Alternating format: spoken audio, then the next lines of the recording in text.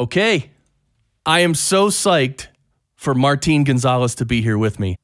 And by the way, this is another episode where I don't have my intro music. I don't have my sidekick's voice. I'm going just raw dog style here. Just me and Martin hanging out, talking about podcast audio production at basically the deepest level possible. So I should let everyone know, you're listening to the Podcast Engineering Show. My name is Chris Curran. I produce podcasts for a lot of companies and people. And on this show, we talk about podcast production techniques. And we have great guests who are supremely talented audio and podcast producers. And that's what's great. As a listener, you can hear how everyone else is producing podcasts, and you can use that information to produce better podcasts on your show. So thanks everybody for listening. Martin, I'm happy to have you here. You're an audio engineer, and you also do some scoring and sound design for Pushkin. So glad to have you here, man. Me too, man. Thank you. Deepest, what did you say that you're at the deepest level? That's awesome. Yeah. Because that's the thing. Like, that. I'm an audio engineer. I came from the music business, and like, when I entered podcasting, like, I don't even know, 11 years ago, not 11, it was 2012, so 9 years ago, and there are some jets flying above my house, by the way. If you hear any, there's some jets from the Air Force Academy. Oh, I just heard one. They're flying over the Air Force. I live right near the Air Force Academy here in Colorado Springs, and there's an Air Force base on the other side of town, and sometimes they do flyovers. For graduation, they did a flyover with No, you know what? This year, they flew a stealth bomber. It's the first time I've ever seen a stealth bomber in real life. Whoa, that's crazy. And it was flying really slow. The thing about being in Colorado is it sounds better there, no joke, because of the speed of sound. And so, before this, I was touring, doing sound for bands, like doing live sound. And my shows in Denver and Boulder always sounded the best because sound travels, I guess, it's faster at those higher velocities. And so it sounds like much more clear without being as loud. So like, was it the Fox and the Bluebird, I think it's called, all those theaters there, they just sound amazing. And one time I did a show in Telluride, and it was like, I was delirious. I had to take hits from like an oxygen tank, but the show sounded amazing. It's wild. All right. Did we get an oxygen check there? Are you sure it was oxygen that you were taking in? Yeah, it was pretty wild. That was a psychedelic experience being that high up. But same with Utah and Albuquerque and Santa Fe. Like anything that's above sea level, man, just sounds better. It's kind of great. So you got an unfair advantage there. Wow. In Colorado Springs. Should open up a studio here. Start recording some bands.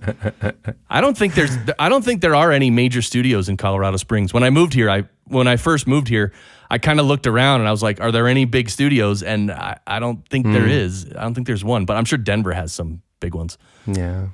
So, all right. Well, we're going to talk about your podcast production. We usually start with the speed round. But you know what? Let's forget the speed round. Let's just start going through all your equipment and production.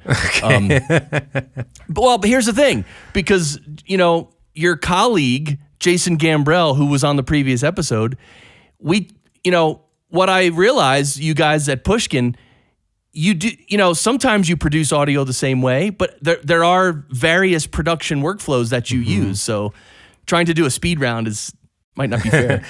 The real heart of it is that there's two different things called a podcast. There's what we're doing now, which is two people talking, and there's narrative shows, which are like, it's voiceover and interviews and sound design and scoring and archival, like everything woven together.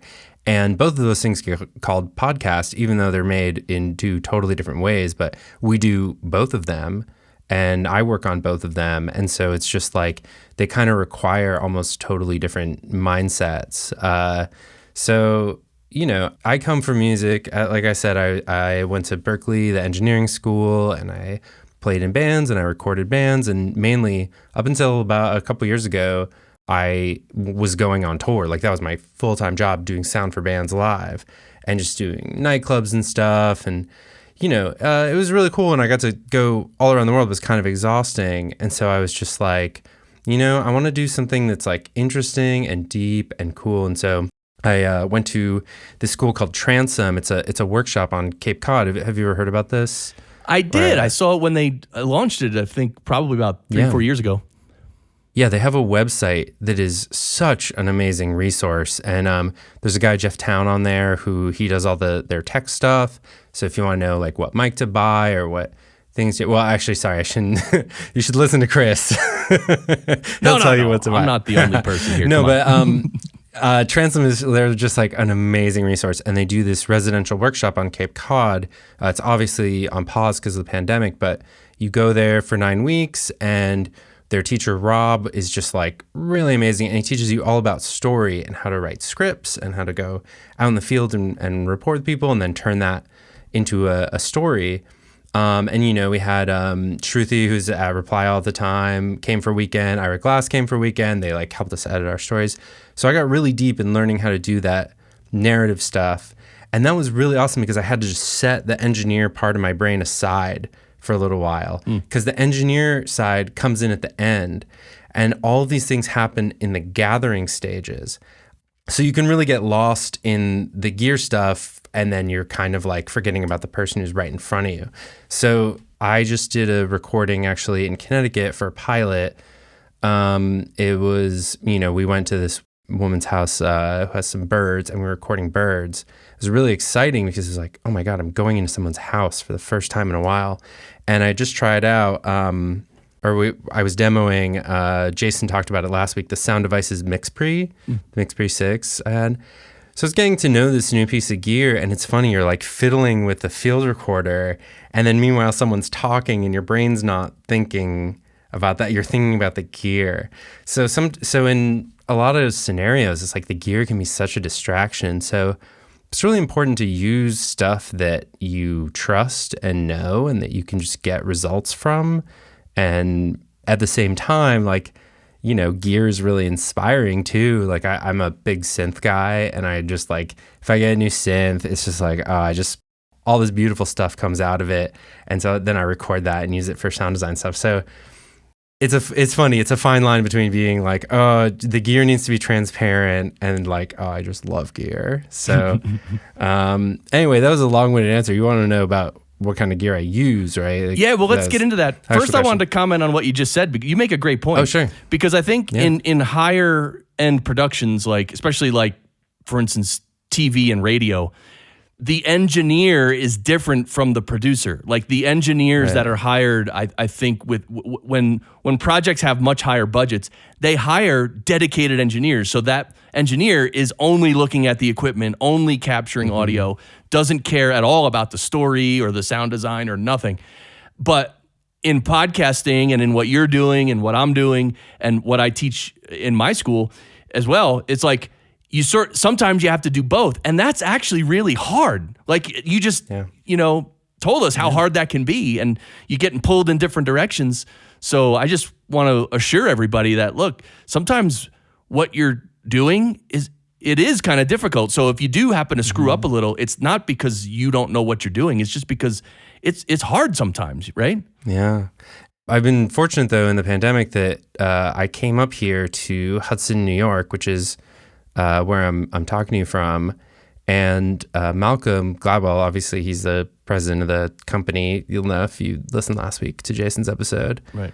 He built this really nice studio up here in Hudson. He lives upstate, and some of our other people do. So it made sense to have a studio up here.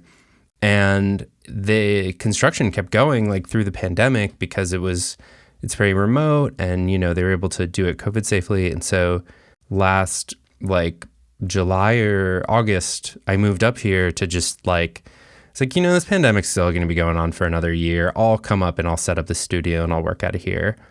And it ended up just being a great experience. It was, we all have our own offices, so we were able to be COVID safe. And there's, 5 or 6 of us here, and there's a separate control room and everything. So we were able to like continue coming into this office, even though our New York office was closed. I've been working out of here the entire time, basically. Nice. And there's a control room that I sent Chris a picture of. You can put in the show notes. Yeah, it'll be in the show notes. Oh, okay, yeah. So, there's a control room and a live room. and we have 2 distinct setups, and it really took a while to figure out our like Zoom life. And in the end, what we settled on is we have this monitor in here that's connected to a computer that goes to Zoom. We have this RE20 here, interview mic, which is Jason and I's fave. And then we have this U87 set up behind me for voiceover. And it all connects to these Grace preamps, which are just really beautiful, really clean.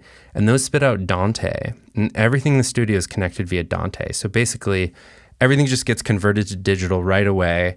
And then there's a network over Ethernet. It's really cool because they have a controller software. And instead of having to repatch cables, do anything, you just click and you go, all right, well, I have a virtual mixer and I want channel 1 to be my Zoom, channel 2 to be the RE20, channel 3 to be the U87, and I can route everything to everything. Right. So then we have a second computer running to Pro Tools. We have a backup recorder that records all the signals coming in. But ultimately, the technology is really transparent because we put a lot of work in up front. So Malcolm just rolls up and he sits down in front of this mic and looks at a monitor and talks to someone. And for him, it just like totally disappears. Right.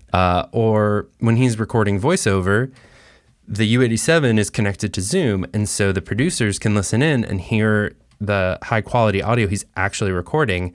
And then they can direct him over Zoom and he hears them in his headphones.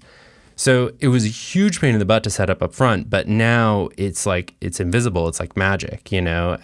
It's really cool. So that's where, when we eventually get a studio going in New York, we're going to copy paste a lot of this over there. We learned a lot of lessons. Oh, that's cool. Yeah, it's really rad. Yeah, and we also, with Jason on the, it's actually like 2 episodes ago I talked with Jason, but whatever. Just the previous guest. So yeah, it's the same facility we're talking about, and I'm glad you sort of told us about it that way. And the cool thing is, right, we're connected right now on Riverside, you and I, and you're like, I can see you in that room. I see the U87 behind you. I see your RE20. Yeah. So that's really cool. And it really does make a lot of sense that you can learn a lot there and get the workflow down. And then, so when you do move to New York City, it's going to be fairly easy, pretty much. Yeah. Yeah, I'm moving back down there shortly, but you know, it'll be a little while before we like finish building a studio down there. You know, it's just, in person is resuming really slowly. So I was just down there last week and I recorded someone in a studio, recorded some voiceover, and I was like, oh my God, yeah, this is really funny to be in Williamsburg. Just walked into a studio for a couple hours, banged out some voiceover, and took the files on a hard drive. I was like, oh, it's been a minute, you know? Right. So that made me really happy to be able to like start going back out in the world more. Nice. Williamsburg. Yeah, that's right near, that's just south of Greenpoint, I think. I lived in Greenpoint in the 90s when I worked in some of the studios. Wow, cool. Oh my God. That's pretty cool. I really miss being in New York. I'm really like, I can't wait to get back. Hudson's beautiful. It's like it's a 8,000 person town, but there's a lot of cool stuff going on up here. But, you know, it's funny. I started this job on like March 8th, 2020, you know, and we were in the office for like 3 days. We moved into a new office on the same day. Wow. And so it was really intense. I had to like kind of adjust to working in a new place and learning all this new stuff. And I really got thrown in the deep end. And so then, you know, 4 or 5 months later, Jason was like, yeah, what should we do about the studio in Hudson? I was like, I don't know. This company's really rad. I'm going to take a chance and move up here for a year. And so it's a testament to, you know, what a great place it is to work that I was like, all right, I'll roll the dice. Like, this thing is awesome. Yeah. Yeah, so you went with your gut feeling, basically, right? Yeah. Yeah. Yeah, and it was cool. You know, one show, I wouldn't ordinarily be working on revisionist history. We have, you know, Luis does the music. He's a legend. Flan does the mastering. He's a legend. But just by virtue of being here, I got to sit in, because I was recording all of Malcolm's interviews and voiceover and stuff. So I got to really see how they shape episodes. And that was just totally awesome. He would just call up people, and it was almost like seeing him synthesize the information. Like he would do them in an order that made sense, and he would get knowledge from everyone along the way. And then there would be almost like a final boss of the episode where he'd be like, all right, well, this expert told me this and this expert told me this. So what do you think about that? And so it was so cool to see those things. And I wouldn't have gotten to see it so up close if I was down in the city. So that was a pretty big advantage of being able to be up here and just see all that go down.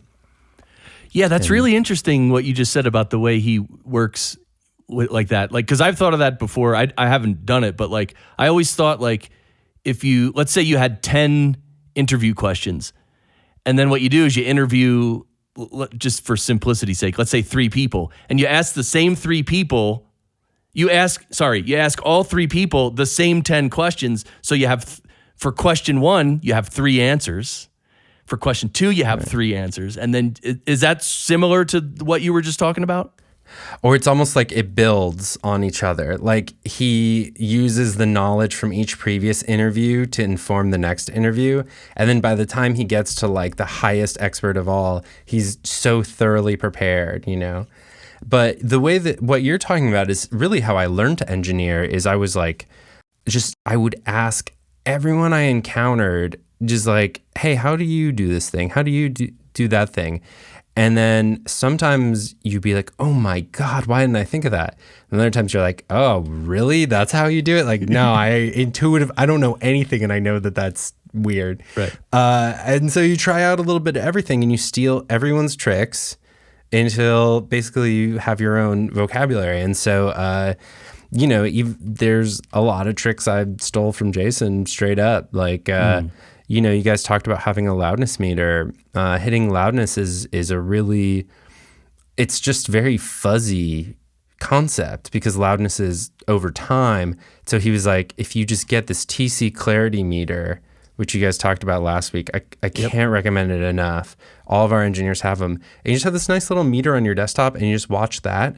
And after a little while, you kind of learn how to surf it, You're like, oh, okay, I can kind of ride the levels. And so it just takes so much of the guessing out. Yeah. So he just absolutely rocked my world with that. I was like, this is so sick. Like, so I recommend it. And learning the meter is the key. Like, so like like you said, after a while, you look at the meter and you see the meter and you see the level, but you also just get this feeling like, oh, it's a little bit weak or it's a little bit strong, and it's a feel thing to just sort of adjust it. And when you get to that level, it becomes much easier when you do it at that level with that much experience. Yeah.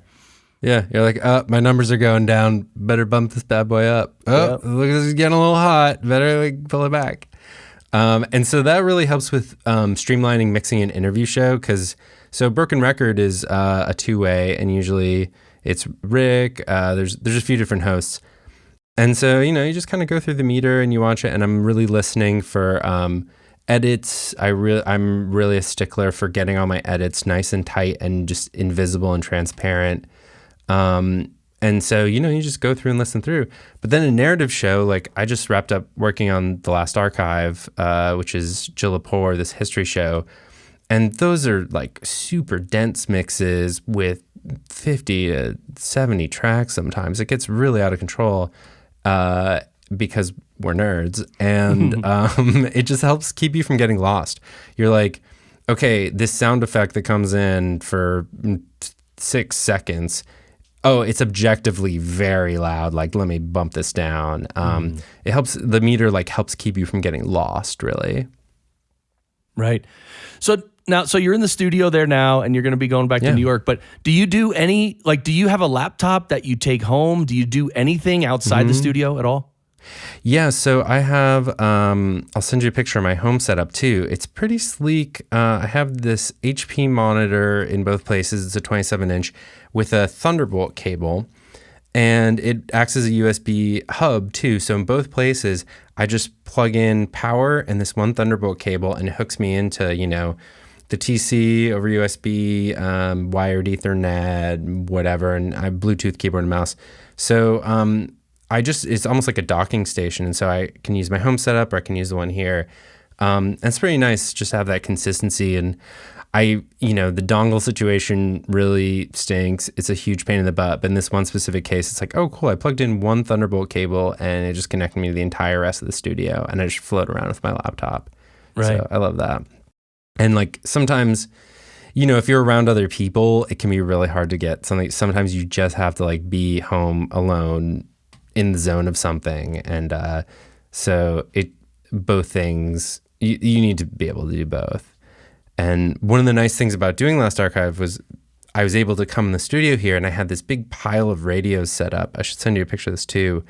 But for me, that was one of the most interesting things I've done gear-wise and theoretically-wise, which was, I know Jason talked about this last week, this show, The Last Archive.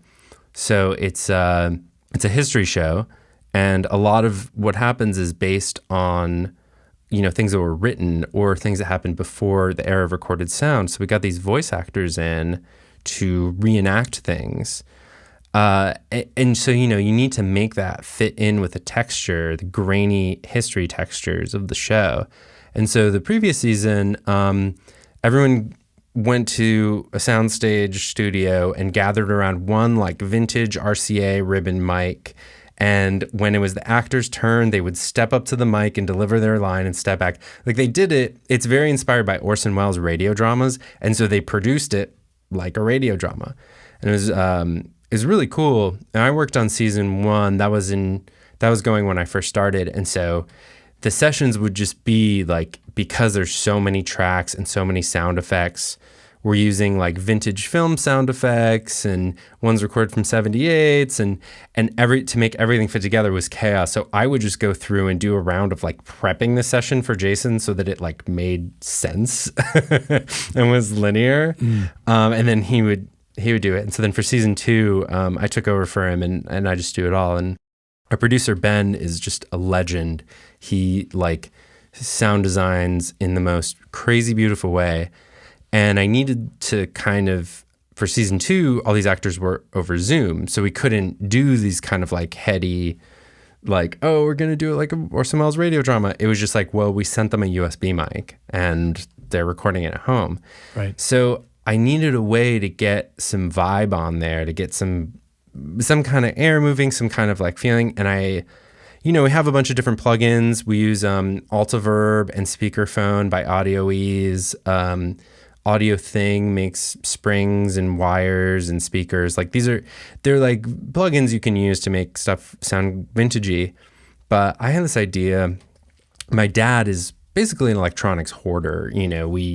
Turntables, tape players, hi-fis, everything. Like, I don't know. You can find it at a junk store. You can find it at a yard sale. People throw them out. Like, you can find all kinds of stuff. So he has piles and piles of vintage radios in his garage. And so I just went there and dug out like probably 7 or 8 radios of all kinds. 1930s tube radios, Whoa. 1950s shortwave Zenith, some 60s hi-fi, like a 60s hi-fi amp, and then I wired that up to the speakers of a couple broken radios. I just like used this hi-fi as an amplifier and put it through the speakers of these broken radios. And I built a huge tower of them here in the studio, not in this same booth because Malcolm still had to record all his shows, but there's a room just outside there, a little, waiting room kind of area. And so what I did was I would treat the voice actors a little bit first to kind of rough it up a little, and then I'd play them back through these vintage radios and I would record it in the room. And with the very first test I did, I was, I reamped through this 50s Zenith radio. It's a tube radio. It just had this little bit of crunch and drive on it. And the producers were like, oh my God. Like they totally lost it because it was so cool sounding. And, reamping in music is really common. You run your vocals through a guitar amp or whatever kind of stuff. Like, but it's just not something there's not really a need for it in podcasting. So right. It was a great example of taking like a music trick and really applying it. And so what I did was I would put one speaker in the center kind of for the voice actors. And then I put 2 speakers on either side So there would be like a left, right, center thing kind of happening. And I would put music and sound effects and ambience in the side ones, and then the voice actors just in the center. And then I used a stereo mic to just pick up that sound. So it sounded as if everything blended together. And that was how I got these voice actors and these 1940s sound effects and this music we just made. How to get it all to blend together into one. And there's a few scenes. Episode 1 of season 2 is the Scopes monkey trial. And so we were able to make this really nice sounding courtroom. Episode 3 has this kind of like noir detective going around Berlin trying to find this American traitor, and you can just hear the rain and the thunder. It's really beautiful. So I was really proud of a lot of what we did. And even the archive, the sound of the archive, when you at the beginning of the episode, the first season we just kind of made it sound a little spooky, put a reverb on it, whatever. This one, what I did is when I would do these recordings, I would put a little test tone beep, like a boop, so I could align them sample accurate, so you wouldn't get some phase cancellation or anything. I would line them up sample accurate in Pro Tools. And what I did is I just played the entire first minute and a half where Jill's like in the last archive, and then she emerges out into the world. So the sound of the last archive is actually everything, the music, the sound effects are being played back through these radios. And I created like the archive sound that way, but also because it was phase aligned, I could blend back in the dry too. So it wouldn't be just over the top, like all you're hearing is this thin radio sound. So that's how, you get some nice lows back in there. You get some nice directness and clarity by blending the two. Wow. So I went full nerd. That is so cool, man. I love that. Yeah, I would love to see, if you still have those radios set up, I'd love to put a picture of that. Yeah, I'll send you some pictures. Oh my God. So I took so many pictures. So wait, when you were miking that up though with a stereo mic, did you just use the 87 in bidirectional or something? I actually used, it was very, it was humble and DIY. I used a Zoom H5, and I used just the built-in XY mic, and I also have the mid-side shotgun one. And that was nice because I could use that if I wanted to really focus on the voice actor and have the stuff be, the ambience and music and stuff be more secondary. I could use this mid-side shotgun mic that allows you to control, mid-side is another technique that it's really common in music, but not so much in podcasting. We don't have that much use for it. But basically, there's a shotgun element that catches like mono straight what's in front of it, and there's a figure 8 element that captures whatever is coming in through the sides. And so in post, you can control the stereo width by turning the sides mic up or down. So I used that sometimes when I wanted to really focus on the actor, and then I used the XY capsule sometimes when I wanted to blend more as a scene. And so, I do wish I'd been able to use nicer mics, but I didn't want to disturb the U87 voiceover setup and rope it into that. And the only mics I have are like, shotguns or dynamics. So I was just like, I'm just going to use this. And then a couple times I also close mic'd with like an RE20, but.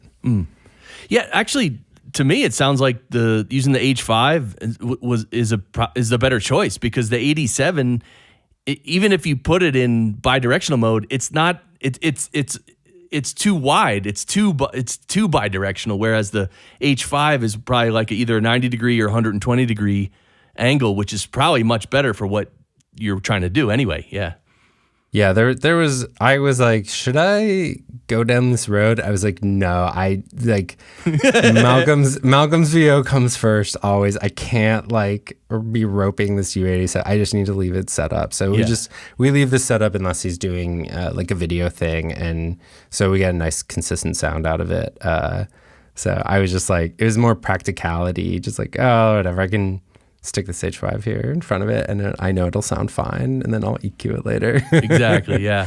And I think another good point to make here is that So what you're doing is you're creating this vibe sound. It's like you're not going for voiceover quality recording. Like you're purposefully distorting the sound anyway to get the vibe. So the fact that the mics you're using are not like some world-class mics, it actually doesn't really matter, right?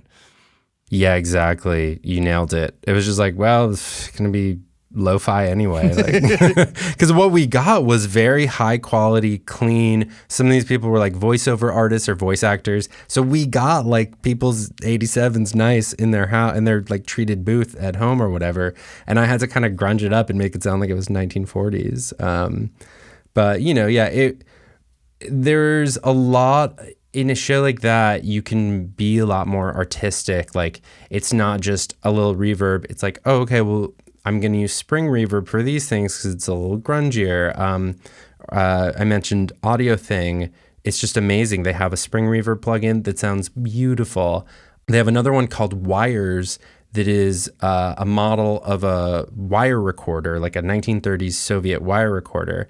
And so sometimes, especially, we would just be like, these 1940s sound effects are great, but they're very limited, and we need to use some modern sound effects. Or like we needed to do a scene of a market in LA, people talking in Spanish, and we just didn't have that. So I ran them through this Wires plugin to make them sound like they were recorded in the 1930s. It was really cool.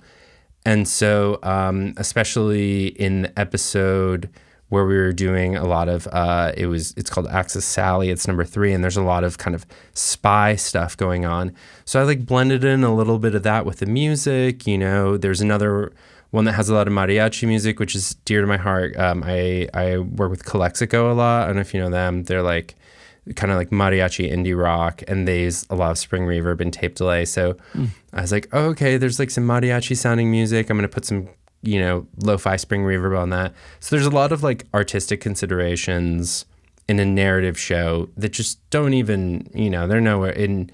If you're doing an interview show, it's all about like what the two people are saying. And with a narrative show, it's world building, you know, you're trying to create a unique world. And so, yeah, you have to get really creative. You have to get inventive. Yeah, you made me think of a newer plugin I got from Plugin Alliance. It's called Dear VR Pro, and it's all about virtual spaces. And again, I saw what it does. It models all these different spaces, even like the inside of a car, or and all the standard reverbs, like the halls, the plates, and all that. Yeah, and all these other places. And the cool thing is, there's like a dot on the screen in this plugin. Like in the middle, there's the person.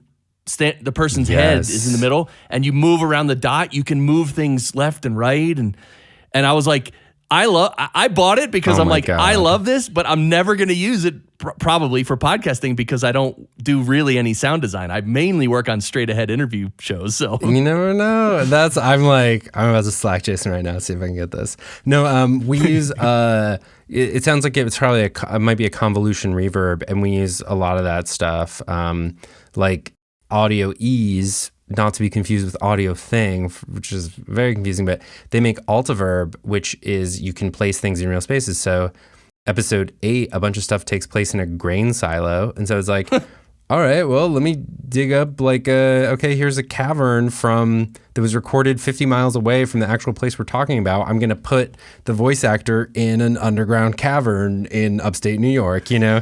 So I love convolution reverb because you can place things in actual spaces. If someone's listening to if someone's in a car, you can put them into the space of a car. So these are tools for like film post. And the nice thing is that like, in film post, they have to kind of match it to what's on screen. And then here, there is no screen. We're everything. Right. So it's like you can really create some evocative stuff because it doesn't have to be realistic at all. It doesn't have to match. You can just, everything takes place in their imagination. So you're just giving people something for their imaginations to latch onto. Yeah. So if it sounds cool, then you can use it. I love that. So let's talk about Broken Record. Broken Record is mainly, obviously, Rick Rubin interviews various people, and sometimes Malcolm is on there as well. But that's more. He's had a busy year. We're doing actually I'm pretty sure I can talk about this because it's almost done, and he's talked about it. He did a book with Paul Simon, and it's this new thing. It's an audiobook that doesn't exist in a written form. It's just based around interviews. So it's kind of almost like a book length broken record. So he's been putting a lot of energy into that. So we'll get him back once once this thing's done. But it's in the broken record family of shows. So that's why it hasn't been on the main one. Got it. But if you like broken record, it's like you're about to, or Paul Simon, you're gonna lose it. This thing's so cool. Oh, I can't wait to hear that. So Rick is in LA, right? Yeah. Yeah. And then he interviews people. Well, a lot of times they come to his home and studio, right? They sit in that bus, the Shangri-La. Bob Dylan tour bus, right? I know. It's legendary. Yeah. We are like kind of on the precipice of being able to do that again. It's like things are reopening enough. It's like that's on the table. It hasn't happened yet, but we're slowly starting to resume doing in-person activities. So that would be really cool because, a huge part of Broken Record was the performances, and that would be in the studio at the same time. Someone being interviewed with a guitar in their hand, and they're just like, let me play you something. Right. And that happens a little bit at home, but not so much. So I actually just got out of a meeting where like, how can we bring this live performance element back? Because it's just so lovely to hear someone talks about something and then they play it for you and you're like, oh, I get it. I see what you mean.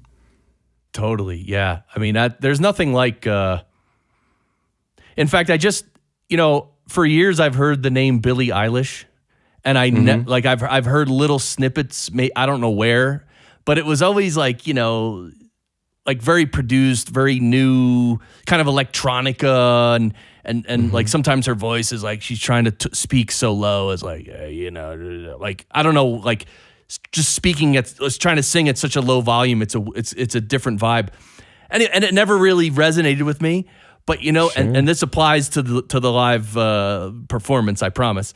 But recently on YouTube, I found a video from 2018 with Billie Eilish and her brother, who's also, they write songs together, with one acoustic guitar, and they just did 3 songs acoustic. And beautiful.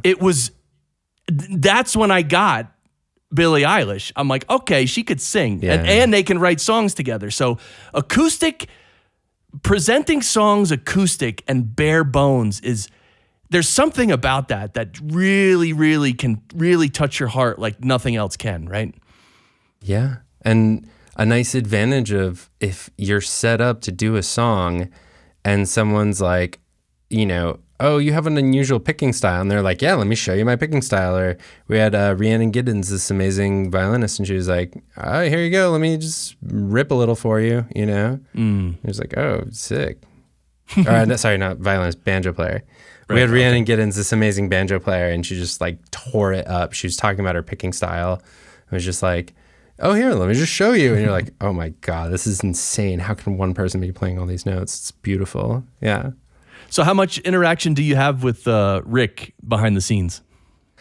Well, he's got engineers there. So I sometimes will talk to his engineers, but really it's pretty streamlined machine at this point. It's like they have a chain. I think they just switched to a SM7 because the U87 is picking up too much room, but like too much room sound. Right. But I think he uses like a Neve and a distressor, and like they have like really nice gear, so his tracks come back to us sounding really nice, and they just send that over, and then funnily enough though, sometimes I do talk to interviewees, because what we do is I kind of came up with a standardized process. We have Rode NT USB mics. Actually, I have one here. This Rode NT USB, and that's in the studio booth, so that if Malcolm wants to do an interview, he doesn't have to engage with all this crazy gear. He's like, oh, I just need to interview someone real quick. I'll use one of these USB mics. Right. And we tried out a bunch of different USB mics. We like these are the best. They're always out of stock. I'm probably, it's always hard for us to get one. I'm probably going to make it worse. But we tried out Yetis and all that stuff. We tried out the Shure, like their USB version of SM7. We tried a bunch of different ones. We keep coming back to the NT USB.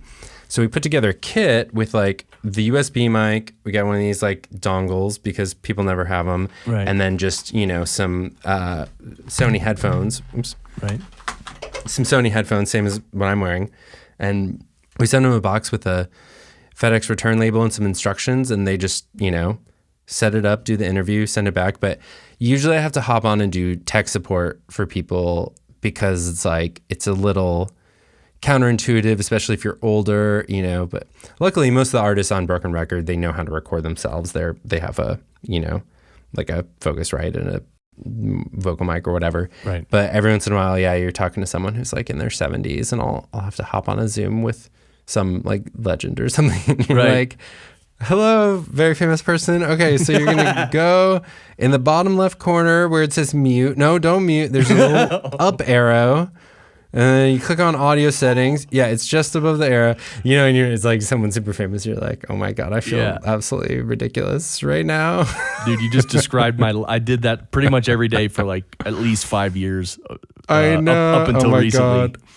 Yeah. And it's really funny. It's really funny. And usually you get through it and it works out fine. But in my case, because I had so many clients and I was recording so much audio over the internet, and no one was sending microphones. It was like, so you had to deal with whatever the guest had. It's like, well, what do you have? Right. Well, I have a headset from 1986.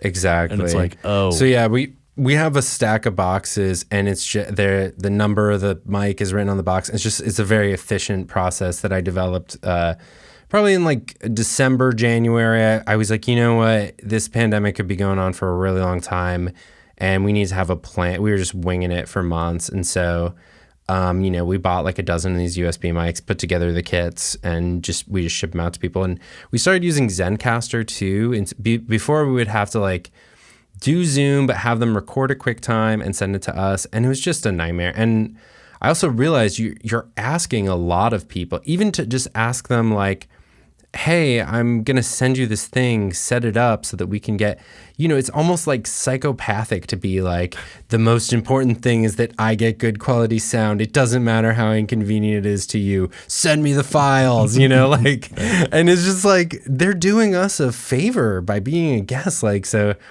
I don't know. I started thinking of ways to make it kind of easier for the guest. And one thing I like about Zencaster, I don't know if Riverside has the same thing, but you can see what their audio device is. So you can be like, oh, you have built-in mic selected, switch it to NT USB or something. So and they don't have to worry about recording or anything. All you have to do is keep them from closing their screen before it ends. So Zencaster, we're transitioning all the shows over. It's like everyone just got the hang of Zoom and QuickTime, and now we're like, all right, I swear we're making you learn this new thing because it's going to be easier once you do. Right. So we're using that more now. That's good. Yeah, Zencaster's good. Riverside's good too. Riverside is an up and comer, but it's here. Now Riverside. Some people argue Riverside might be the best in class option in terms of versus Zencaster or Squadcast even or Ringer, and there's a bunch of others.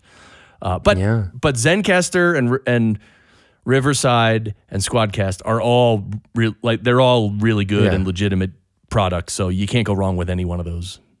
Yeah, at a certain point, it's just like, I don't know, one person uses Zencaster and you're like, all right, we need to all just keep it on the same thing. It's like, it's kind of like there's plenty of DAWs you can use to edit, but we all just use Pro Tools. And it's like, if someone gets hired, like, I'm sorry, you have to learn Pro Tools. Like, That's what we all use.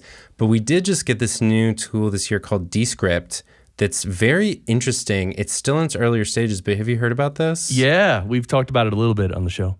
Yeah, it's kind of freaky. I think we might be one of the people using it the most, or I don't know. A couple of our producers did like a talk for Dscript or something, but we're pretty active users. And the cool thing about it is that like we have a few producers who are like amazing researchers, just like next level researchers and writers.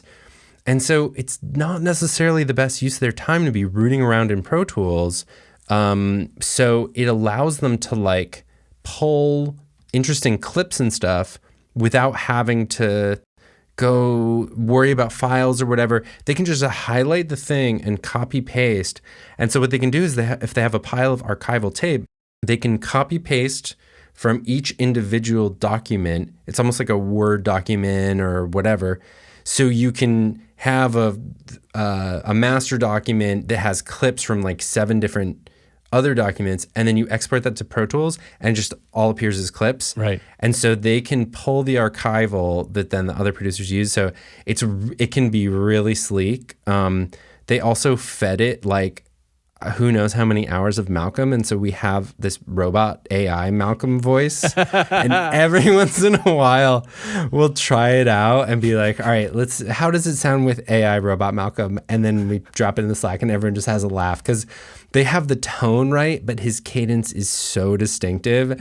So it's like it'll sound like this weird kind of flat one. So, actually it kind of works better to just like have someone read it in an imitation of his dynamics than to have like AI Malcolm do this flat affectless one. But it's been the source of some hilarity for sure. Yeah. That is really funny. Yeah. Hopefully they don't replace our jobs with robots, but no, well, not anytime soon. That's the thing about all this AI, and I don't care what area of AI, like literally, I mean, maybe Google search AI is different, but like all the other AI, like the voice things, the everything else, it always gets billed as like, the companies always say, oh, it's AI, we can recreate your voice. And it's like, then you play some of it and it's like, no, it can't. And it's like, it's so weird how they promote AI products and services like it's legitimate and real and it's done. And it's like, no, it's like 30 years away minimum, Oh, man. Yeah, as of this taping, we just launched the first season of Revisionist, and the first episode is about self-driving cars.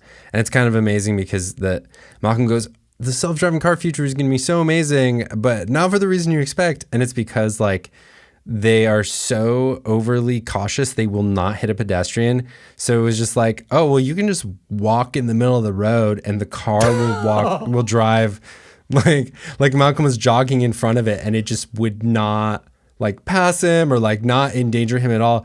So he was like, we can take back the streets because the cars they'll drive at 3 miles an hour rather than hit us. So it was really funny. It was like, that is really funny to listen to. And then then you won't even have to teach kids not to go in the road because if they go in the road, all the cars will stop. Yeah.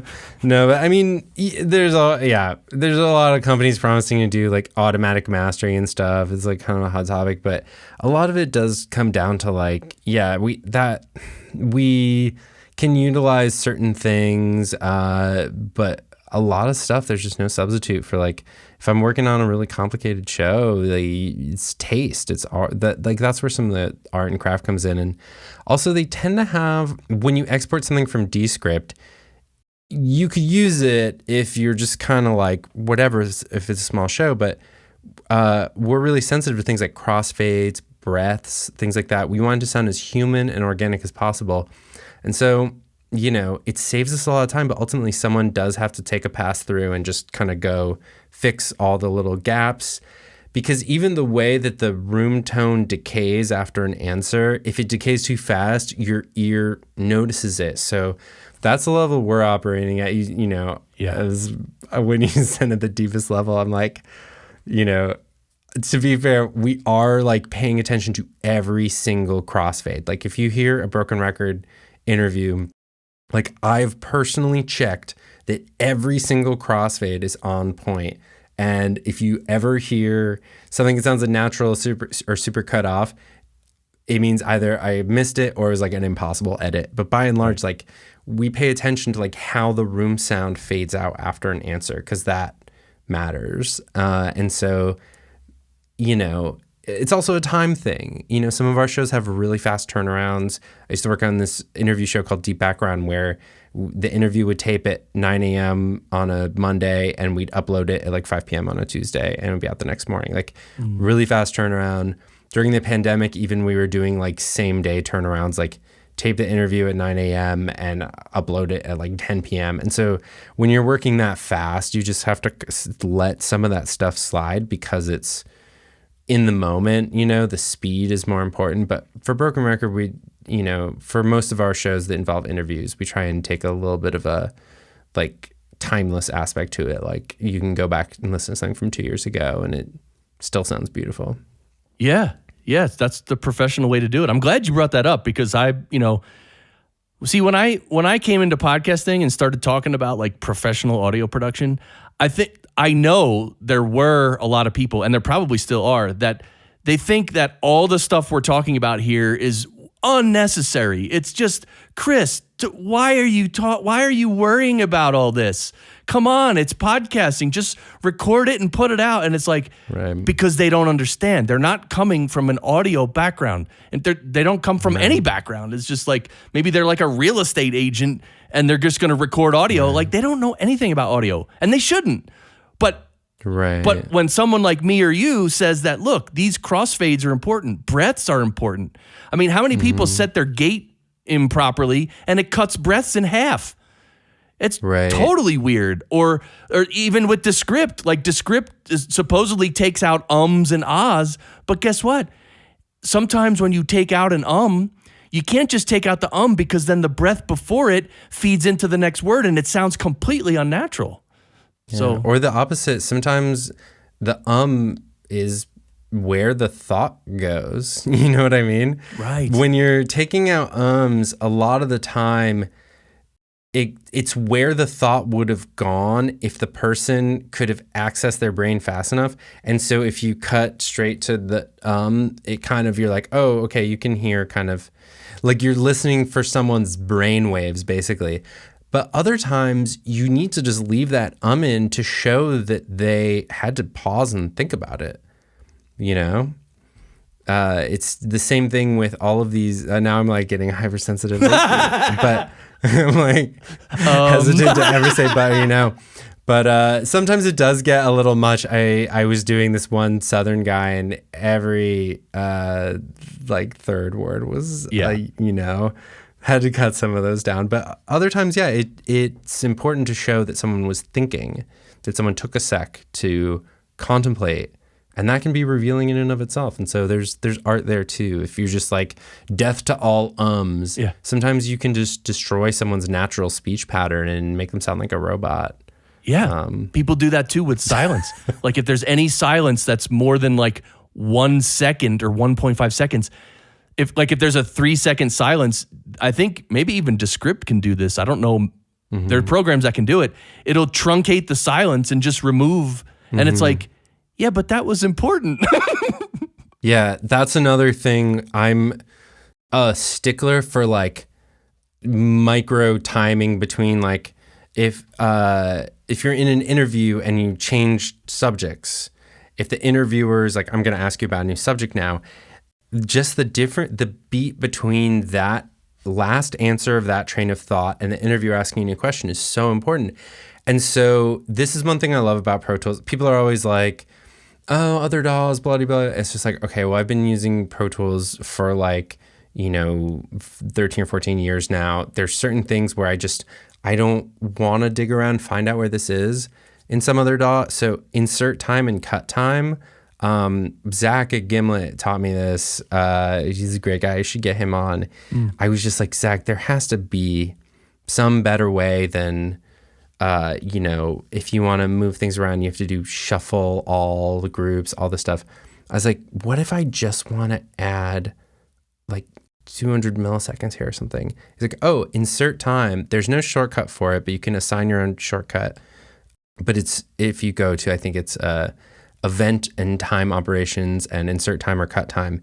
And what it allows you to do is stick in or remove any amount of time that you just type in. And so all the time I'm typing in 200 or 300 milliseconds move. And so again, it's like a beat, it's a rhythmic thing. And so anywhere from 200 to 500 milliseconds, I'm just adjusting these little pauses, these little gaps. Or in a narrative show where everything is constructed, you're holding the listener's hand through a story. And so sometimes you just need like, I need one more beat here to just like think about what I just heard before my brain is ready to pivot to a new concept, to a new thought. So we talk about that a lot, actually, adding a beat here or like giving people space to process what they just heard. That's something we talk about all the time. Yeah, I hear that on a lot of podcasts that are more highly produced. Sometimes they'll finish someone will stop speaking and there'll be a little bit of music in the background and they'll literally let it just, there'll be like 10 seconds of just space. And it really, like you said, it does a good job because then that's when that's when their mind starts to drift a little because that's what you want them to do. Mm-hmm. Yeah, if you listen to This American Life, they let it ride a long time. Like, I get impatient. I sometimes have a hard time letting music ride that long. They'll just let it ride, and it's kind of cool because you're like, oh, let me sit with that for a sec. But I don't know. It depends on the speed of the show too. Like, the pace, that can be that can be a slower moving show. We this amazing show I worked on in the fall called Into the Zone. It came out starting last September. And it's hosted by Hari Kunzer, who's this awesome author, just written some great stuff. He wrote a book called White Tears that you might be really down with. It's about, these guys who they are so frustrated with digital that they go down this rabbit hole of like, what is the ultimate authenticity? And they get down to like old blues 78s, and then they find a haunted blues 78, and it turns into a ghost story. This guy is like such a good writer. And for his fiction books, he does this deep, deep research. So everything is based on like real historical facts, real people. Like it has such a grounding in truth, even though it's a fiction book. And so he did a show for us where he took some of that and so he took some of the research that he did for his books, and we made podcast episodes about it.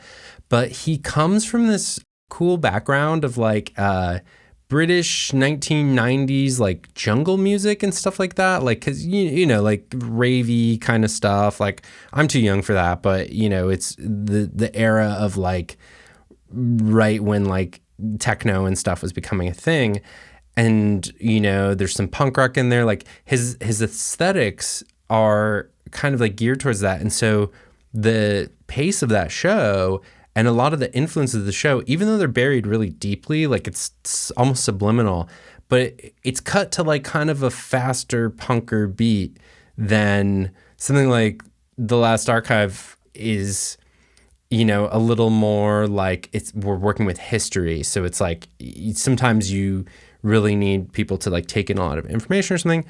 Into the Zone, by contrast, there's a lot of just like shenanigans in it. It's kind of ridiculous sometimes. And so the sound design will come in, but it's also very touching and poignant. And so we had a lot of fun with that. And a lot of what I was doing was working with Ryder, our producer on that, who's absolutely amazing. And she did a lot of the sound design. And then sometimes it'd be adjusting the pacing or adjusting the sense of space that you're in, using these reverbs and stuff to place things in different spaces. And, it's just every show has its own vibe, and you have to tinker and experiment to settle on what that is together. Like sometimes I'll whip up some cool effects, or I'll like do the sequence and I'll send over a little bounce, and they'll be like, this is totally chaotic. I can't understand what's going on at all. And then you listen back and you're like, oh, it made sense to me, but yeah, this is total chaos. And so that collaboration is really key. And the note I got a lot on Last Archive,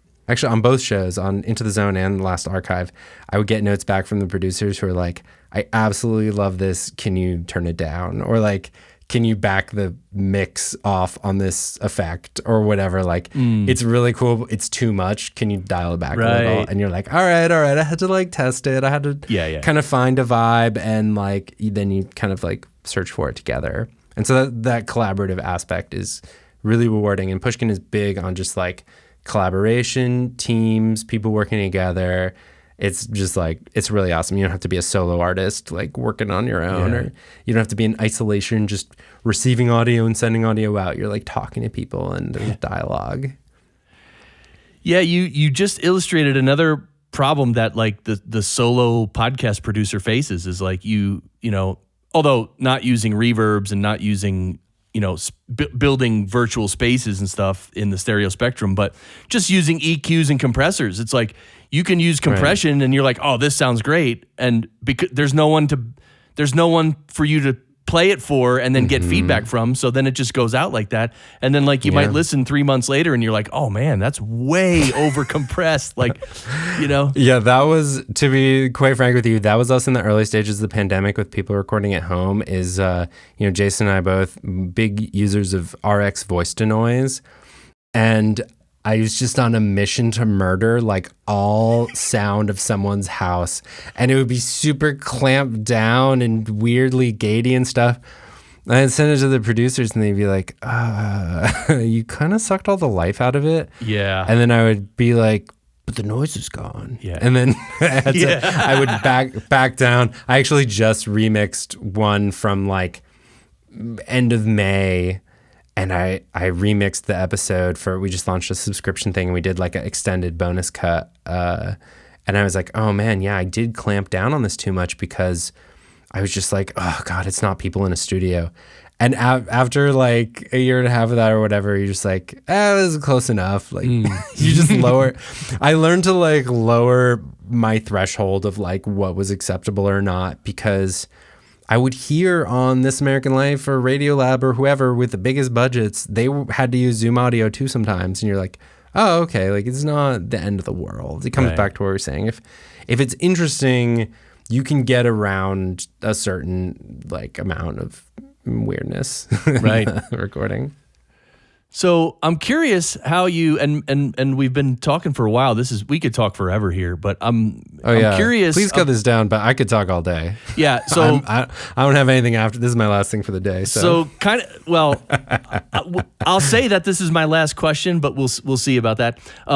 So talk to me about how you handle dynamics, because again, you're doing podcasts with some sound design, and you're really trying to elicit emotion with music and sound effects and space and all this stuff, as opposed to someone like me and other podcast producers who are literally just working on interview podcasts with no sound design at all. So when you're working on an interview podcast, it's easy. You could just sort of compress everything and make the levels right, and that's good enough, right? Because what you're doing is obviously you're producing audio that the end listener can hear over the background noise of their car or when they're jogging or something. But when you're doing sound design and you're doing things that might be more emotional and more dynamic, I mean, some people might get loud, and then sometimes if someone, even if they start crying, they might get their volume comes way down. So how do you handle those big dynamics? Do you use, in terms of compression or in terms of riding faders? Like, how do you handle it? Yeah, no, all of the above. So, even on an interview show like Broken Record, we're drawing quite a lot of automation in there. Basically I'm going through, and at the same time I'm checking all the edits and crossfades. I'm also checking the levels, and it really is a feel thing. Sometimes you just, what I'll do is I'll jump around the episode and try and get a baseline compression level going where it's just kind of like evening out the dynamics a little bit. But then we do go through and we ride the levels, and sometimes it depends on how they talk. Sometimes I'll ride as like kind of a longer block of text, like if I'll bump up a sentence. Other times they kind of have an exclamation or whatever.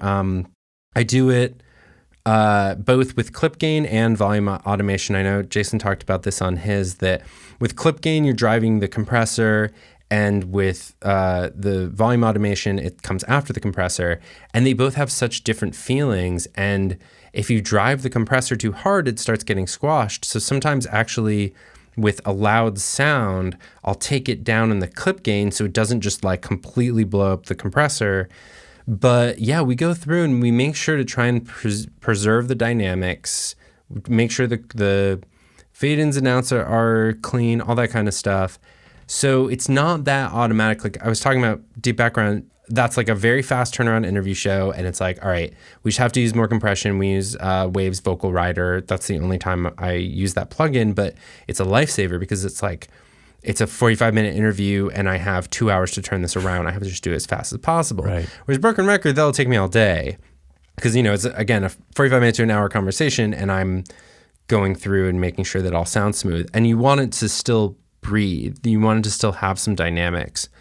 And so if you're talking about a scored and sound design show, that's 45 minutes, but all kinds of stuff is coming in and out. And you need to... the overall thing needs to hit minus 16 LUFS, like, we have this, but then what you're talking about ultimately is the dynamic range. And so, like, at first I was afraid to have too wide of a dynamic range because I was like, oh, people might miss some things, or I was like overly worried about that. And my mixes were like a little too compressed, a little too hot. And so now I'm becoming more and more comfortable with like, this section will be a little quieter and this section will be a little louder, and there's dynamics and it breathes. And if you kind of go for like, I would listen to podcasts a lot on the subway and it's just much, much louder. And then other times you're doing the dishes and stuff's clanking around, whatever.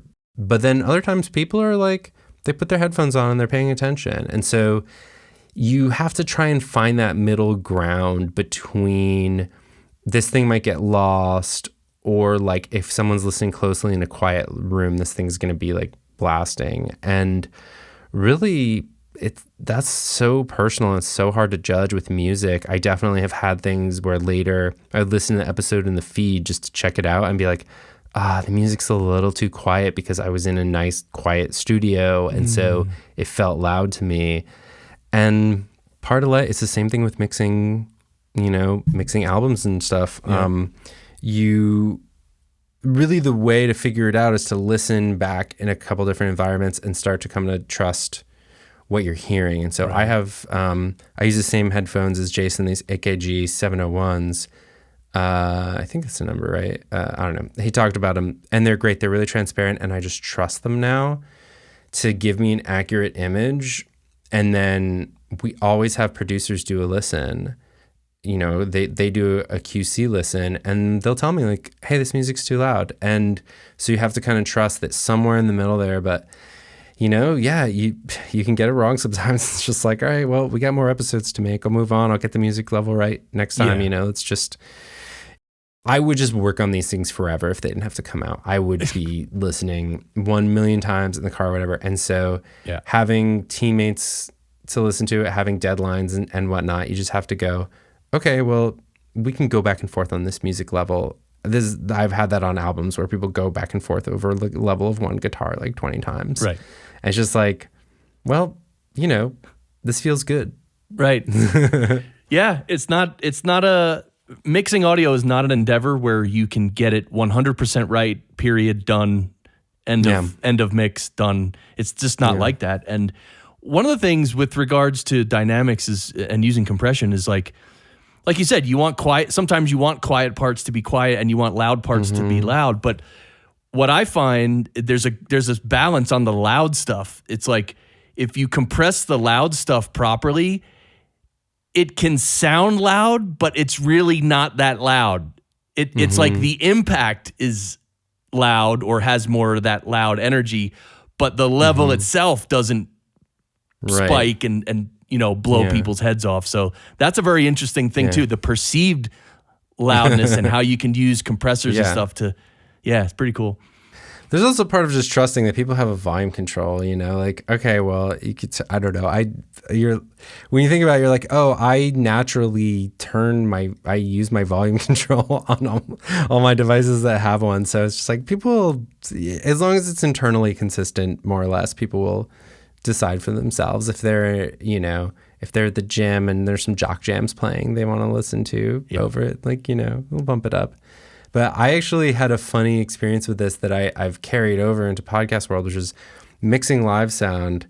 I just had a couple epiphanies. I went on tour mixing shows for like 12 years. And there was one point where I realized, like 6 or 7 years in, I was just like, I think the bass is too quiet. I think I've just always mixed bass too quietly. I don't know. I have no explanation. And so then I was just like, let me start bumping bass up just a little bit from where I naturally am letting it sit. I was like, oh my God, I had bass. I just like for whatever reason, what I thought people wanted to hear. And then maybe that was maybe like 2 or 3 years in. And then like maybe 7 or 8 years in, I just went, oh my God, I think I mixed the vocals too hot. Because I would always get compliments after the show. People were like, oh my God, I could hear every word of the vocals or whatever. Right. And so you're like, that's cool. And then I just went, I think the vocals are too on top of the music. Right. I think I'm so obsessed with being able to hear every word that it actually is robbing the vocal of power because it's too naked. Right. And so then I was like, I'm just going to tuck the vocal in a couple dB and see what happens. And I was like, oh my God, I just spent like 7 or 8 years mixing vocals way too hot. And so I think about that with podcasts too. Sometimes you're like, with these narrative ones, you need people to understand every word, but also if you make the music too quiet, it might as well not be there. Right. Because it's there to support and create a mood. So I really I try to keep that in mind, that you sometimes just need to change your perspective, or you need to kind of interrogate your own preferences, because it was just so fun. No one told me. Everyone was happy. It didn't sound bad, but I just had to kind of discover on my own. Like I must have gone to a show and I was like, man, this bass sounds amazing. Yeah. My bass could sound better. Well, it's funny you mentioned that, because one thing I want to say, and thank you for sharing those things, because I also am a fan of being open that I haven't done everything right. I don't do everything right and all that. I'm still improving and still second guessing myself at times. But like what you're talking about in terms of these, 1 or 2 dB of the vocals and bringing the bass up a touch, and then in podcasting, talking about same things, is in a way we're almost splitting hairs. Like it's the quality, like you already got it to 95% quality. And it's so, and so to get it to 98% quality, okay, you bump the bass up a tad and you tuck the vocal in a little, like, you know what I'm saying? Like even when it wasn't perfect, it was still really good. So that's one thing I always like to remind myself and everyone that we're trying our best, and that's all we can do. So, are you familiar with Maslow's hierarchy of needs? Yep. It's for people who don't know, it's a pyramid that this psychologist came up with, and it's like your basic needs are like food, shelter. Those are kind of the bottom of the pyramids, and as you go up, it's like happiness, satisfaction, recognition of your peers. Like it's all this kind of like higher level stuff. So if you got the bottom of your Maslow's covered, that you have basically good audio, then you can work your way up to like, is the right reverb on this thing or whatever, But really, when 1 or 2 dBs can completely change how you feel about stuff. Like that was this guy I learned a lot from about studio recording. He was like, as soon as you get into the land of 1 or 2 dB changes, you are so close to being done that like you need to tread really carefully, because a dB in the wrong direction can completely change how you feel. And he's like, once you start making moves, once you make like 3 or 4 moves in a row that make you less happy, you just got to like call it, you know? And so I think about that. I call it the land of 1 dB moves. If 1 dB is making a huge difference in how you feel about a piece of music, like you're about to be done. You're probably ready to bounce. But, with Broken Record interviews, I'm making like 1 to 2 dB moves up or down. And because we've gotten our gain structure really dialed in with kind of the plugins, and we have the benefit of usually our hosts are on the same chains more or less, so we can get them set. We have the master bus set, we have the narration set, so the guest is the X factor, and if we get their gain right, then what I'm doing is I'm trying to get my gain structure set so that it's sitting at 0 dB, and then I always know how much I'm turning them up or down. It's really easy to keep track of. Right. So I'm trying to keep my bass line at 0 dB, and then it's rare that I'm going more than 2 dB in either direction for an interview like that. If people are laughing a lot and really dynamic, you gotta grab spikes. But yeah, that show is just like, to mix that as like a day of 1 to 2 dB moves up and down across a 45-minute interview, right. And it's like, that's the deeper level.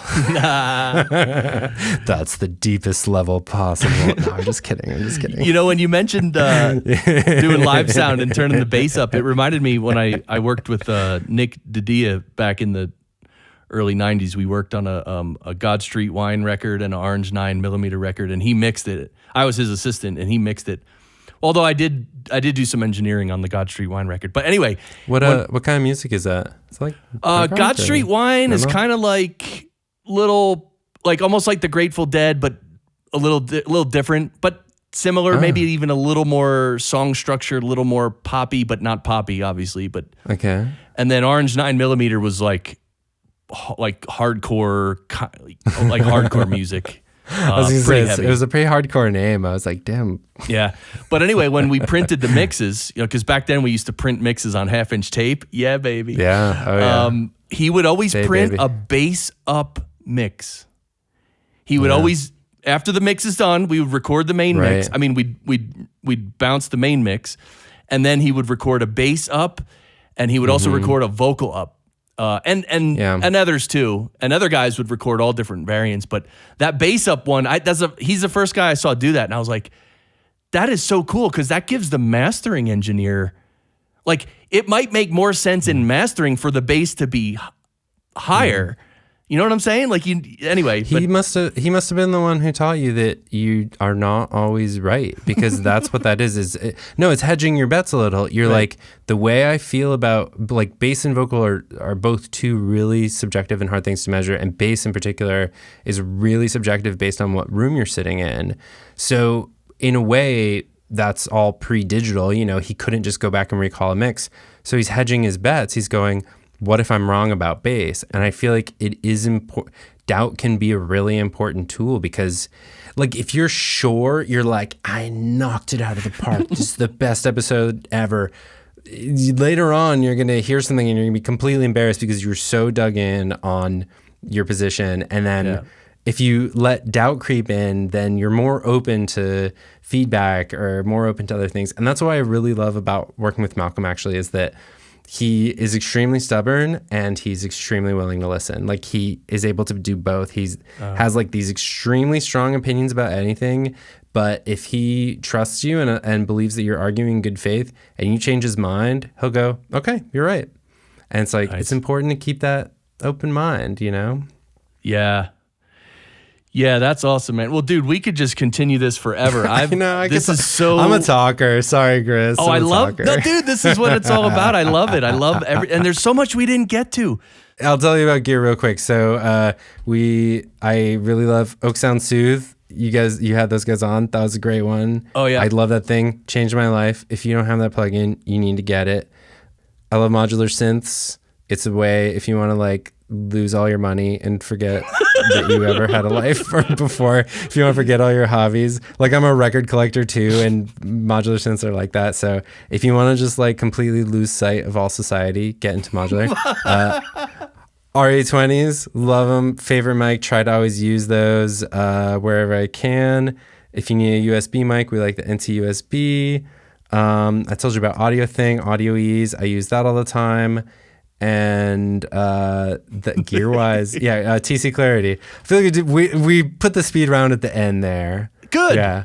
And by the way, did Jason Gambrell sit you down and play? Because after my interview with Jason, he told me, he's like, look what I got. He had the quadraphonic version of Dark Side of the Moon. Oh my God. And he's like, on dude, A-Track? Yeah, I think it was on A-Track. Yeah. Have you heard that? Has he sat you down and played you that? No, I gotta go downstairs, but there's a little record store in Hudson, and I was like, "Oh, Jason, do you have a quad 8 track yet? They have one in there." And he's like, "Oh, I could use a backup." So it's like, I'm the vinyl and cassette guy, and he's the 8 track guy. We have to. And then he found some wires for a wire recorder, and he's like, should I get into wire recording? And I was like, all right, if you do, I got to start getting tape. Like, it's an arms race. So yeah, we're in a contest for the obsolete tape formats, but anyway, yeah. So I'll hit him up. Weed's legal just across the border here in Massachusetts. So in Colorado too. Yeah. So I'll hit him up. We'll go check out Dark Side of the Moon together. I think that'll be really fun. We'll text him after this. Sweet. All right. Well, just so everyone knows, the show notes here are going to contain a lot of different things and a lot of the shows that we talked about, all that stuff. So and besides that, man. Let's close it out. Thank you, Martine. This has been absolutely phenomenal, dude. Thank you. Hey, sounds great. Yeah. Sound great. Oh, we don't get to yell. Well, we could yell. I'm not good at yelling. Okay.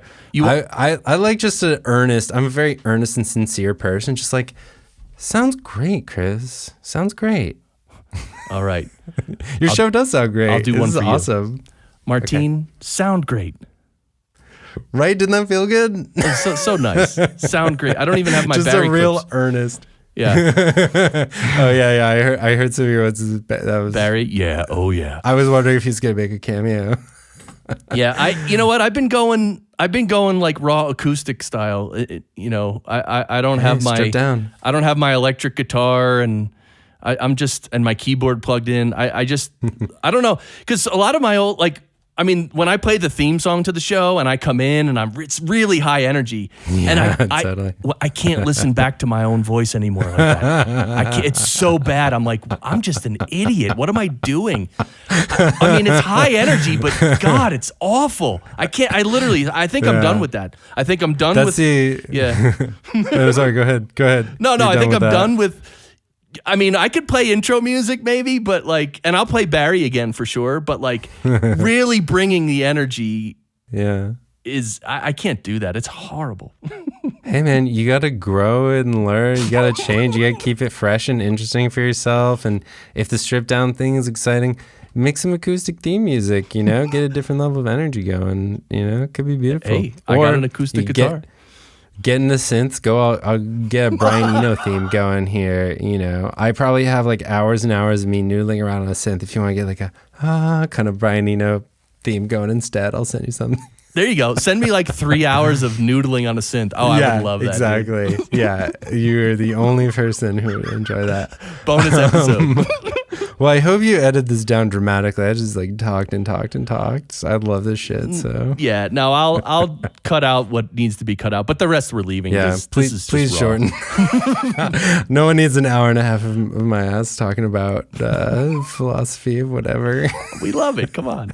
All right, let's end it, It was Martine. an absolute delight, Chris. Thank you, man. And thank you for everything you're doing for the community, of spreading the knowledge around and making sure that people have access. I feel like that's so important. I did so much Googling, and still Google all the time. So I think knowledge sharing is so important, and you're really doing a service by sharing this knowledge. Thank you, man. It's very generous. It's very to spend your time doing this. It's very generous of you. Sweet. Thank you, man. Yeah. All right, dude. Well, sounds great. All right, everybody. We'll see you next time. Bye.